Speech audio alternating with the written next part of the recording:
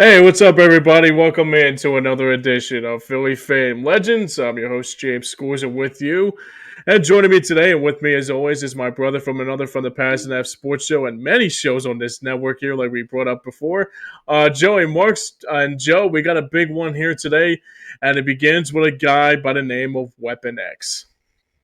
James, this is one that when we made the legends list that we were going to cover, this was one I had circled. And there's a reason. Mm-hmm. He means so much to me, but he meant so much to me as far as how he played the game. Yep. Because when I played football, I kind of emulated a little bit of his Weapon X kind of mentality on the field. I made sure that people felt me when I played football on the field. Now, today we are going to talk about Brian Dawkins, but then we're going to talk about Weapon X. Oh, And yeah. like there is a difference because the man that's Brian Dawkins is very spiritual, very, you know, gentle, very kind. Weapon X will rip your throat out. And simply put, he did that whenever he stepped on the field. There was an Mm. alternate personality that Brian Dawkins had. His alter ego, Weapon X, Wolverine, whatever you want to call it, he embraced it. The city embraced it. Well, before we get going, I want to let everybody know if you want to watch this episode and more, you want to follow us on Facebook, Twitter, Twitch, all the social media platforms, TikTok. Also, hit that like and subscribe button on YouTube channel for Streampunk Entertainment PA and Hardcore Sports Network. All right, James, we're going to get right into it. Like, before we get into the stats, I got to kind of do a reverse role here. As Brian Dawkins is concerned, the man, Mm-hmm. the person, Yeah. what does in your mind, what are the things that come to mind first and foremost when you think of Brian Dawkins, the man? Man, I mean, you know, there's so much things I have to say about Brian Dawkins, but the one thing that sticks out to me the most is just that, oh, man, it's one of those things that I grew up watching. I know I don't want to make it about myself here because I'm one of those players that actually grew up watching Brian Dawkins every play and every which way. So for me, man, it's just how he just loved the city. I mean, it's one of those things that when he was traded in 2008, every Eagles fan probably thought it was the worst thing Joe Banner ever did. But then the thing that sticks out to me the most was his luxurious career about coming back to Philadelphia as a member of a Denver Bronco. And even he said on his football life story, and he was like, seeing a lot of Brian Dawkins jerseys, like in Broncos gear, like, can you imagine if this was another jersey for another team, but they all came out to support me? And it gave me teary eye because it was like, he gets it. He's one of the reasons why Philadelphia Eagles, like I grew up with, became an Eagles fan because of Brian Dawkins. And the thing I was really happy to see when he got into the Hall of Fame, it was nostalgic. It was very, very moving. And then he was talking about when he was battling depression and he was battling suicidal thoughts. And funny fact is that, well, not funny fact, but the true story is that I feel like when he was talking about mental health, it made me more respect him even more, is because he went through some stuff, like we all go through stuff. Obviously, the thing that really stuck out to me the most was he was talking about that he had a little voice in his head that he couldn't tell to shut up. And newsflash, if anybody hasn't noticed, I know that feeling that Brian Dawkins was talking about, that couldn't get away from that little voice in my head, that little negative voice in my head, and I was like, wow, even a legendary guy like himself went through a real deep depression, and also went through a real tough time, that even like as a 21-year-old at the time, didn't know where I was gonna go next. Said to myself, was like, if he got through it, I'm gonna get through this. So Brian Dawkins, the man to me, is very spiritual, very emotional, very passionate about Hmm. everything he does. And he's very intentional with his words. Hmm. He doesn't fly off the handle and just say words for the sake of saying words. He's very intentional with his messaging. And I would say this is that for Brian Dawkins, he meant a lot to me because he gave this mentality before we knew of the dog mentality in Hmm. this era of Eagles football. We knew about the Brian Dawkins mentality, Hmm. the guy that would, not let outside noise impact who he was. Right. Now, you to brought up about mental wellness, and I suffer from depression and anxiety as well. Hmm. And one of the things is in the 2008, 2007, early 2000s, it wasn't as, I guess, open enough for people to talk about mental wellness as it is now. Hmm. And for someone like Brian Dawkins, who a lot of people looked up to, including myself, this is a guy when he talked about his mental struggles made you relate more to this guy. Hmm. Like, there's a reason why I said there's Brian Dawkins, the man, and then there's Weapon X, because Brian Dawkins, the man, could show vulnerability, but not in a way where you feel bad for him, but where you empathize with what he's going through because in some ways you're going through similar things. Hmm. It's relatability. He was very spiritual, and he was very much about, you know, playing for his teammates, playing for the city, and playing for God. And I understand all of that. Hmm. And more so than that, the thing that I kind of compared it to is he was that era, the early 2000 era. He was that era's Reggie White. Yeah. And kind of fitting that it wasn't Norman Brayman that got rid of Brian Dawkins, but it was Joe Banner. And Joe Banner, who, when that happened, I mean, to keep it as PG as I possibly can, when that happened, I felt like my heart got ripped out because I'm like, Yeah. wait. Why are you going to quibble about a couple $1,000,000 when this guy is one of the best safeties in the league? Hmm. Oh, well, because and in Joe Banner's own words, he's lost a step. He didn't lose a step. In what universe? Like, he went to Denver and became a Pro Bowler. Right. In what universe did he lose a step? Now, I feel for the man, Brian Dawkins, because he came back and not only did he see to Philadelphia as a Bronco, not only did he see Broncos fans wearing number 20, he saw a lot of Eagles fans wearing number 20, like I am right now. Right.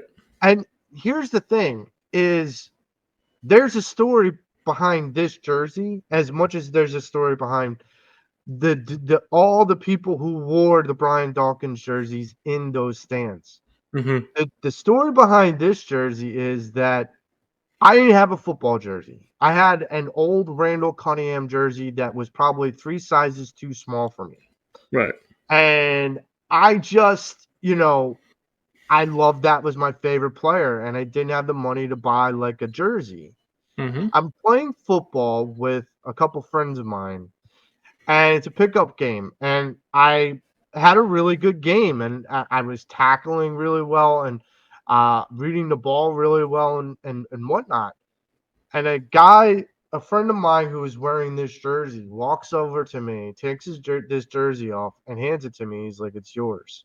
I Wow. was like, "But it's yours." Wow. He's like, "No, no, no, it's yours because you play like that guy. So Wow. this jersey belongs to you." Great story. And I I don't care like about anything else. This jersey means so much to me, not just because of the player that it represents both on the back of the jersey, but the way that it was given to me, because much like Brian Dawkins, I can be an emotional guy. I can be very emotional both on the sensitive side and the anger side. I guess there's an alter ego to me too, where it's and we'll get into Brian Dawkins' alter ego Weapon X in a minute, but like that's the difference. Is the city, as much as Brian embraced this city, the city embraced Brian Dawkins. And I feel like that love affair was very evident, very present. Like it wasn't as though like you could debate whether that love affair actually was going on or not. You knew that it was.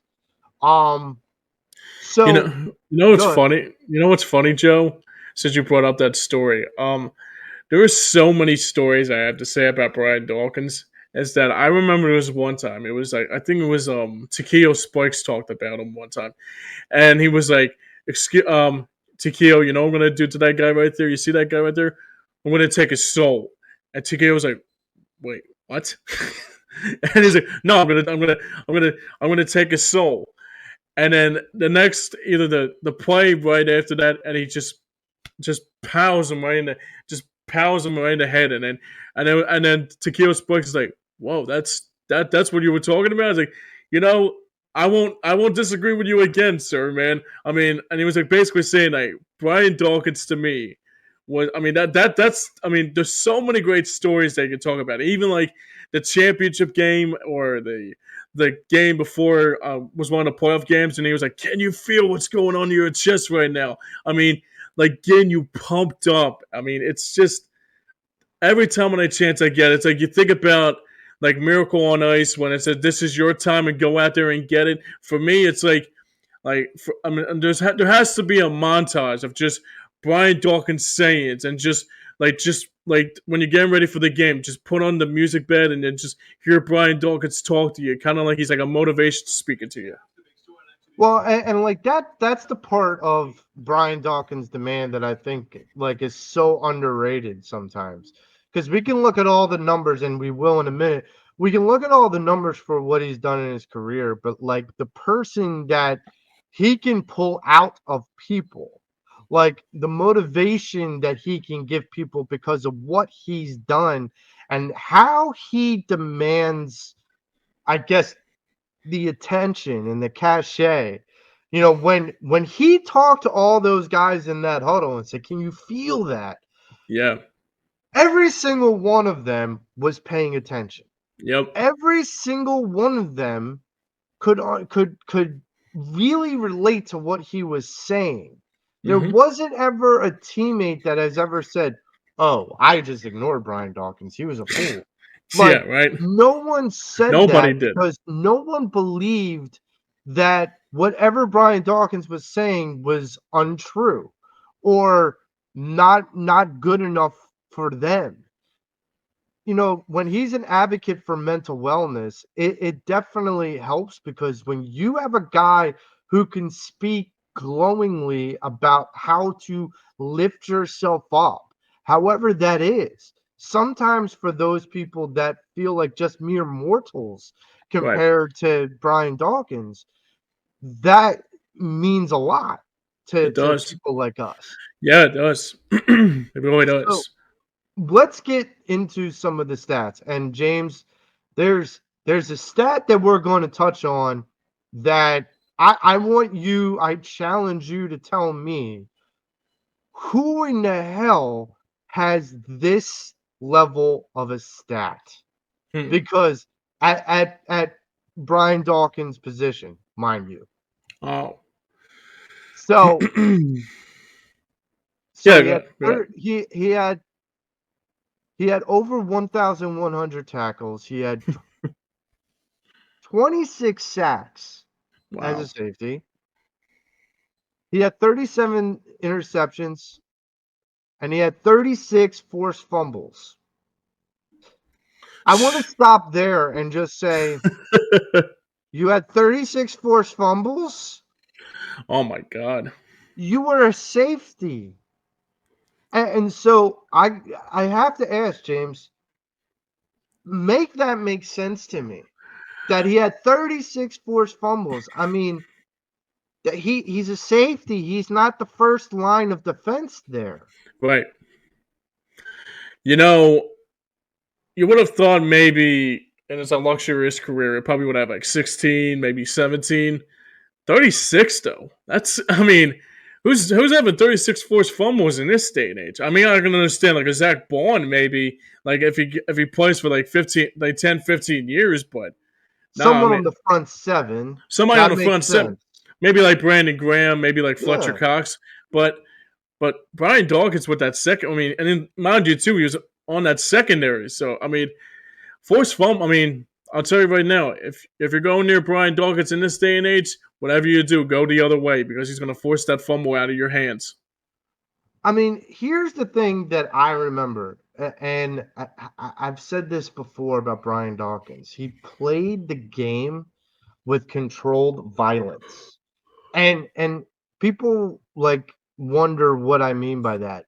He never ran out of control. Everything he did was a calculated move. Mm-hmm.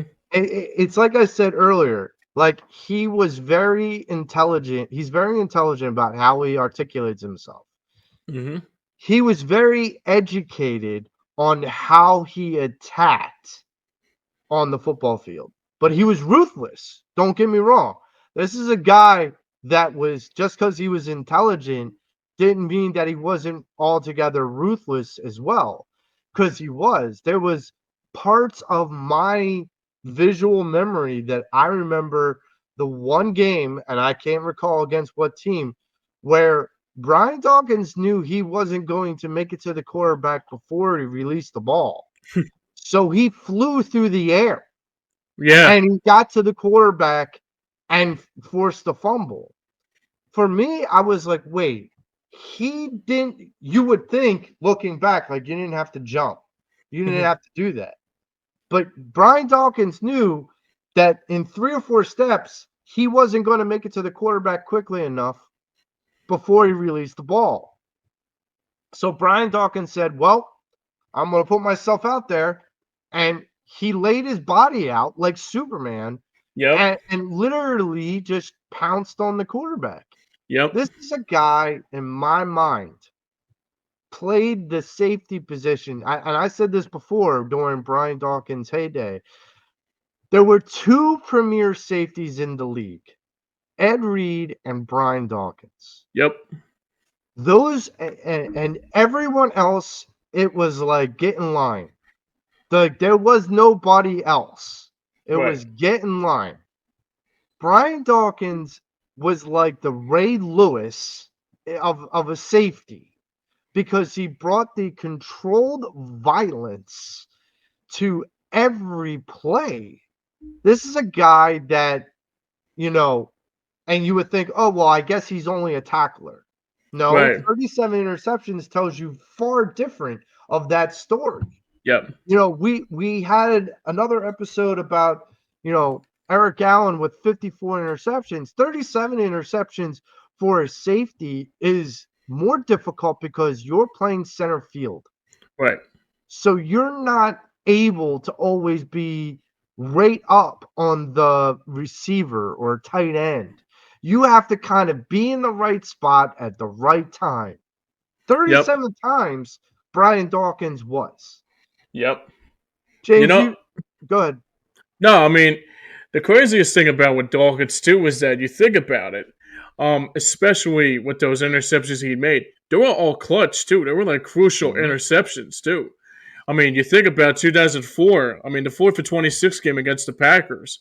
I mean, it was that game that Brett Favre was waiting. I mean, my dad could tell you this story all the time. That he wait. I mean, when he saw Brett Favre go back to pass, he says he's going to turn the ball over here, and when you know it, it was Brian Dawkins turning that ball over there at the right place at the right time. The other time that really surprises me the most is that game that you brought up against the Giants when he was like a full on Superman and just like trying to. I mean, I guess it was like either Eli Manning, Plexico Burgess, or something like that, and he just like leapfrogged and just like bear hugged him. And the one game that really sticks out to me the most out of all of them is when he was like, I mean, once you like I said, once you're trying to like avoid Brian Dawkins, you better be careful because there was a game. I think he was mic'd up, and it was against the Washington Redskins at the time. And Chris Cooley's talking and yapping his mouth, and he's going, "You're gonna feel it, Cooley. You're gonna feel it." And I was like, "Yeah, you're goddamn right. He's gonna feel it, and he's gonna regret saying what he had to say about you, pal." I mean that's the other part of this is like I always said to anybody when I was watching the game with them when Brian Dawkins played is you better be aware of what where 20 is on the Right. field. Because if you're not, you are susceptible to being having your head taken off. Like, and I don't always mean that figuratively. I mean that literally. Like, there are hits. If you go on YouTube and look at Brian Dawkins' greatest hits, and I'm not talking about the Beatles and a song or singing or whatever. No, I'm talking about a guy that if you were caught not looking for number 20 and you were across the middle with the football, you were going to get hit. And if you could not take it, oh man, you were probably not long for that game. Yeah. James, are there some highlights that we could convey some of that impact of Brian Dawkins and some of his greatest hits? Oh, you better believe it, buddy. So this is the first one that we brought up here. This is against the Pittsburgh Steelers, and this was actually the beginning of my Brian Dawkins fandom here. As this one was against Jerome Bettis, he gets across, and then bam, he just gets absolutely leveled by Brian Dawkins. As Jerome Bettis, I mean, this is like Jerome Bettis we're talking about here, and he absolutely gets demolished by Brian Dawkins. Like, say for example, a big overweight running back getting knocked down by Brian Dawkins. I mean, oh man, that's just oh The man. the the bus met the tractor trailer. Yeah, That that's exactly. that's what happened. He like the bus overturned basically. Pretty much, yeah, exactly. So yeah, I mean that's the first one we have here. So the other one, maybe it's probably the one that's simply iconic here, and it's the NFC Championship game against the Falcons when it was LG Crumpler. So this is uh, close to the second quarter. So Michael Vick going back to pass, and he finds his receiver LG Crumpler. Bam! There he goes again. Brian Dawkins this time levels down LG Crumpler, and I know he felt that. I know he was feeling that because he was a little bit wobbly after he came off on the field. And I know every fan out there at Lincoln Financial Field was like, "Oh, oh boy!" Because here's the replay of it. So LG Crumpler going down the field doesn't see Dawkins coming, and there he and right place at the right time, leveling him down one more time on the replay, pummels him down. And I can tell you right now, if that was Chris Cole, you're going to be like, you better think twice before you say stuff like that because you're going to feel it, man. And I know for sure LG Crumpler felt it that way. The same game, rather, that the Eagles went to the Super Bowl for the first time since 1980. And then after that game, he did his very own, like what he always says, like, first of all, hallelujah! And then after that, and the craziest part about it was he said nobody was giving us some respect, so give us some respect right now. And that right there could have been the Eagles' one opportunity to win the Super Bowl. Unfortunately, Tom Brady got in the way. It was speaking of the Beatles. Paul McCartney was actually the halftime show for that Super Bowl, and I'm thinking this is a perfect script. Like you can't ask for a better time than that. But unfortunately, Donovan turned into Donovan. But the defense didn't lose that game because of Dalton. No. Because I mean, that was more Donovan just doing other stuff. I guess he puked in the huddle, like what they always say, but that's another story for another time. But overall, I mean, two good plays there by Brian Dawkins makes him one of the best all time Eagles, of greatest players of all time. No question You about it. know, and to kind of put this full circle with Brian Dawkins and the Super Bowl and Tom Brady and the New England Patriots, Mm-hmm. isn't it fitting to have written the script for the story that is Brian Dawkins that on the year that the Eagles go back to the Super Bowl Mm-hmm. to face Tom Brady and the Patriots, Yep. Brian Dawkins gets inducted into the Pro Football Hall of Fame. Yep. It's appropriate, more so, that the Philadelphia Eagles won that Super Bowl and redeemed Brian Dawkins' legacy by not only having Brian Dawkins present, but being able to celebrate Brian Dawkins and a championship trophy all in the same year. Yep. I got to say, James, you know, there's no one more deserving of going into the Pro Football Hall of Fame than Brian Dawkins. Yeah. And the idea that Brian is still involved with the Philadelphia Eagles organization even now, being a secondary kind of like advisor for the Philadelphia Eagles. I mean, you brought it up earlier. This is a guy when he speaks, you listen. Yep. And like there aren't a lot of those people that come along in this city, but Brian Dawkins is definitely one of them. And I can't imagine being a corner like a Cooper DeJean and a Quinyon Mitchell and Keely Ringo and any of them, and being able to say, I'm listening to this guy who, at his highest level, played out of his mind. Yep. And all we can do is live up to that. And, Brian Dawkins is always going to be the guy that all you have to do is see that face, and Philadelphia fans get up in an uproar because they know the impact. They know Brian Dawkins, the man. They know Weapon X. They know what he brings to the table. So, to answer the question that Brian Dawkins asked, can you feel that? The answer is simply yes. We all can feel that. We Definitely. feel that now more than we ever have before. And to answer another statement, put some respect on our name. Now we are two-time Super Bowl champions. We are looking at a potential dynasty with this team. Finally, the Eagles will get the respect that they deserve. And Brian Dawkins, regardless if you're in the green or in a polo shirt, it doesn't matter. You are part of the legacy that has been built up on the foundations of Lincoln Financial Field. And that is the cornerstone of what is going to be built in the near future. James, I'm going to ask you, Brian Dawkins being involved with the Philadelphia Eagles organization even now, what do you think that means for a young player? Put yourself in those young players' shoes, in that locker room, listening to Brian Dawkins talk to you, Mm-hmm. coach you up. What's the mentality you think is going through those young players' minds?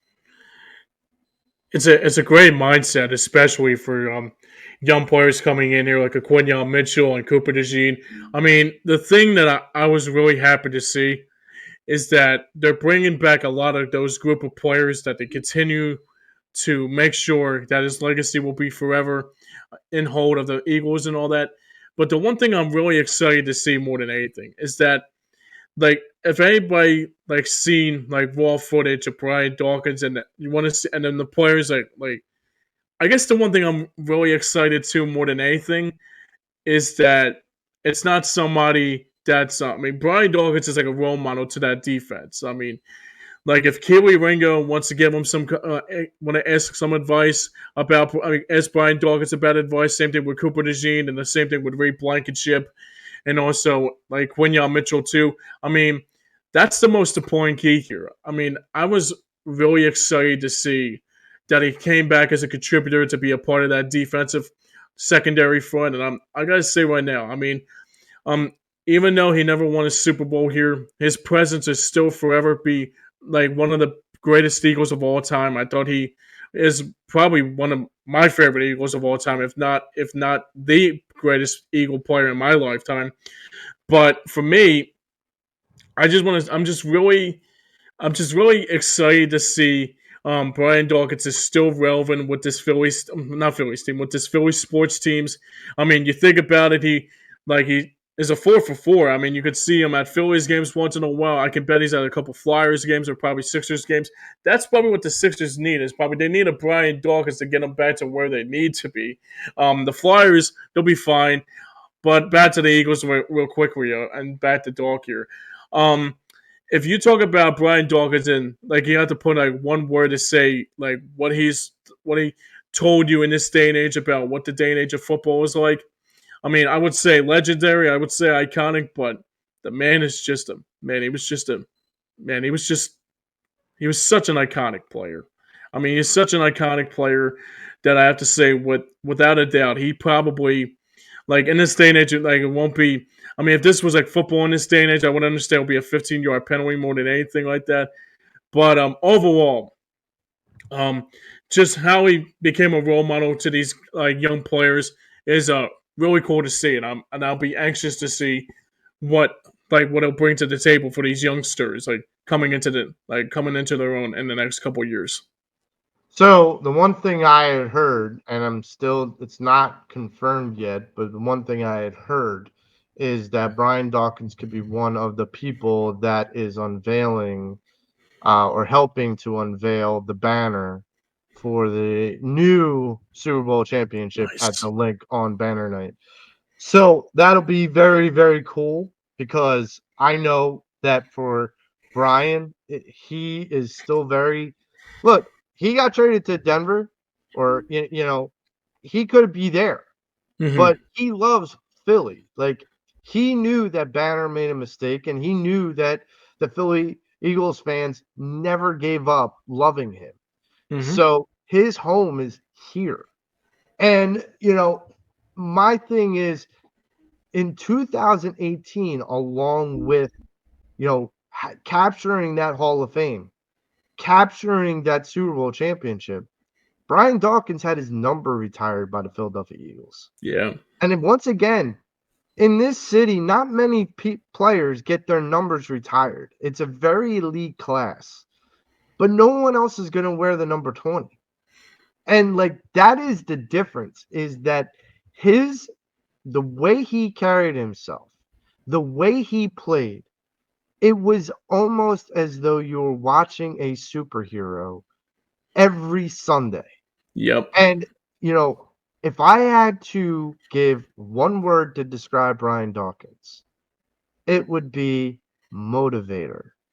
Because that guy, even now, just motivates me by what his speeches, what Mm-hmm. he says, how he carries himself, how he executes what the message he's trying to get across. That matters.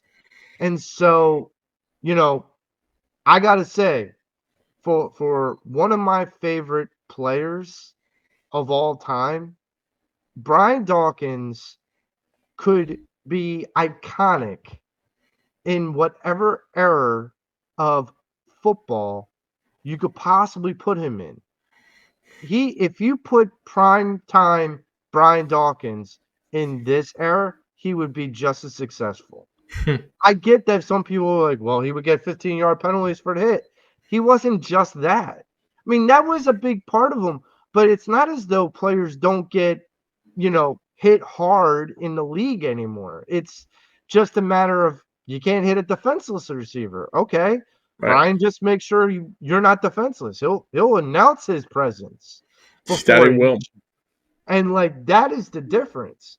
But And he's also an inspiration to others. Point that's my other word I was looking for to saying too.